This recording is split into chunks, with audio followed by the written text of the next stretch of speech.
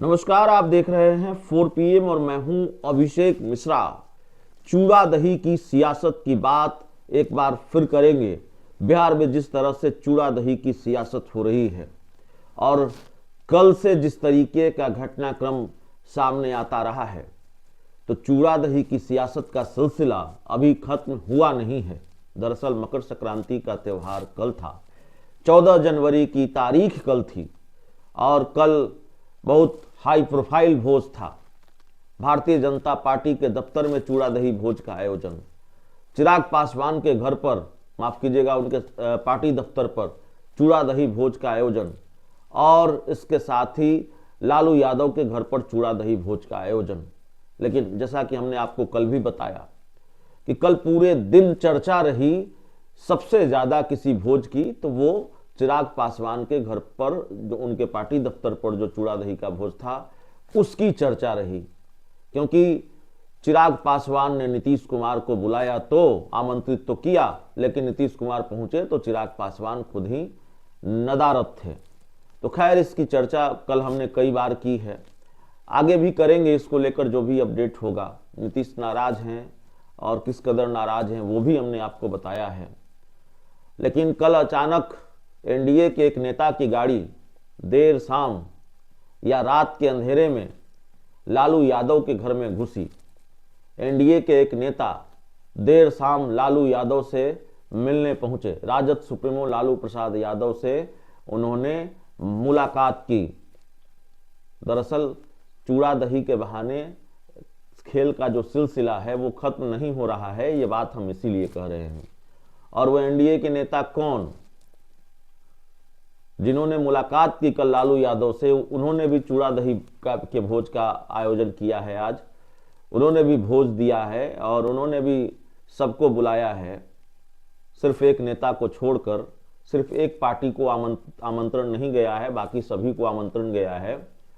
मैं केंद्रीय मंत्री और राष्ट्रीय लोक जनशक्ति पार्टी के पूर्व केंद्रीय मंत्री और राष्ट्रीय लोक जनशक्ति पार्टी के राष्ट्रीय अध्यक्ष पशुपति पारस की बात कर रहा हूं। कल देर शाम पशुपति पारस लालू आवास पहुंचते हैं, राबड़ी आवास पहुंचते हैं, अपने भतीजे प्रिंस पासवान और अपने बेटे यशराज पासवान के साथ।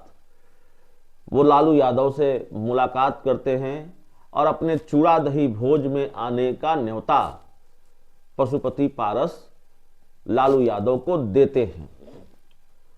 सूत्रों के हवाले से हमारे पास जो जानकारी है, आज दोपहर 1 बजे लालू यादव ने उनके भोज में आने की सहमति प्रदान की है। यानी कि राजद सुप्रीमो लालू प्रसाद यादव आज दोपहर 1 बजे पशुपति पारस के घर पर पहुंच रहे हैं चूड़ा दही भोज में शामिल होने के लिए। पशुपति पारस के घर पर सुबह 11 बजे से 10:30 से 11 बजे से चूड़ा दही भोज का जो कार्यक्रम है वो शुरू हो जाएगा।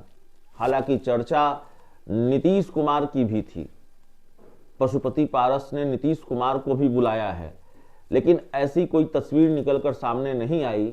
जिस तरह से गर्मजोशी के साथ वो लालू यादव के घर पर गए, उनको चूड़ा दही भोज में आने का न्योता दिया, ऐसी कोई तस्वीर निकलकर सामने नहीं आई नीतीश कुमार को लेकर। पशुपति पारस ने नीतीश कुमार के घर जाकर न्योता दिया है, ऐसी कोई जानकारी हमारे पास नहीं है। हमने जो जानकारी जुटाई मेल के माध्यम से, दूसरे माध्यम से नीतीश कुमार को आमंत्रित किया गया है।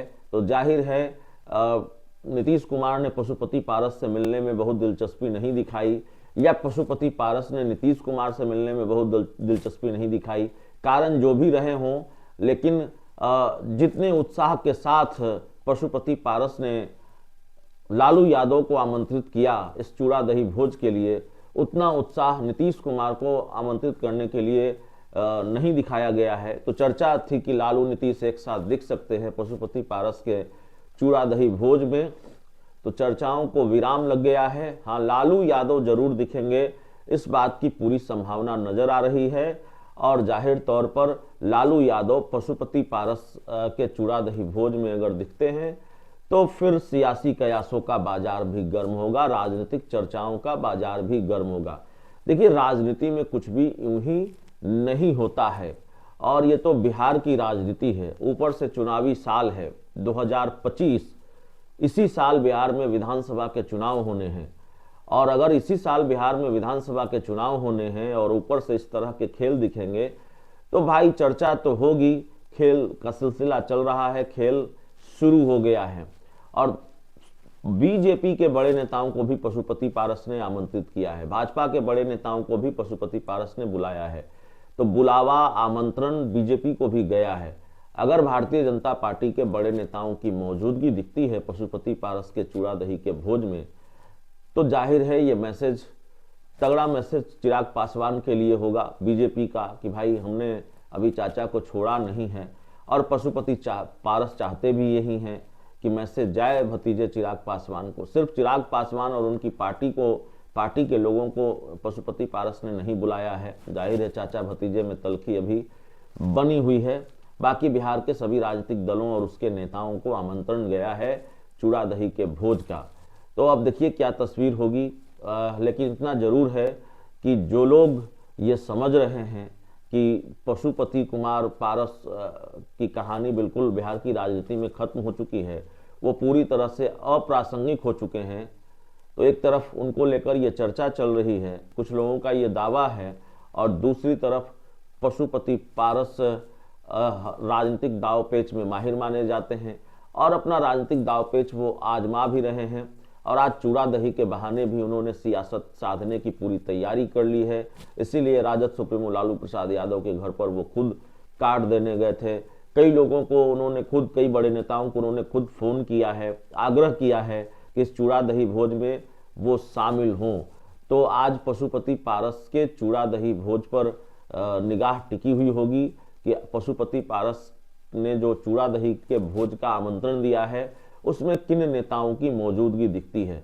लालू यादव की मौजूदगी जाहिर तौर पर दिखेगी, इसकी पूरी संभावना अभी तक नजर आ रही है। अभी तक जो जानकारी हमारे पास है, राजद सुप्रीमो लालू प्रसाद यादव इस चूड़ा दही भोज में दिखेंगे, जिस तरह की जानकारी निकलकर सामने आ रही है। बाकी भारतीय जनता पार्टी के कौन बड़े नेता शामिल होते हैं, कौन कौन नेता शामिल होते हैं, या भारतीय जनता पार्टी पूरी तरह से किनारा करती है इस चूड़ा दही भोज से, यह भी देखना होगा। तो इस भोज के बहाने ही सही, लेकिन बिहार की सियासत की कई जो धुंधली तस्वीरें हैं वो साफ होगी और बहुत संकेत मिल सकते हैं इस चूड़ा दही भोज के बाद। तो हमारी नजर बनी रहेगी और जो भी अपडेट होगा वो हम आपको बताएंगे। बहुत बहुत धन्यवाद।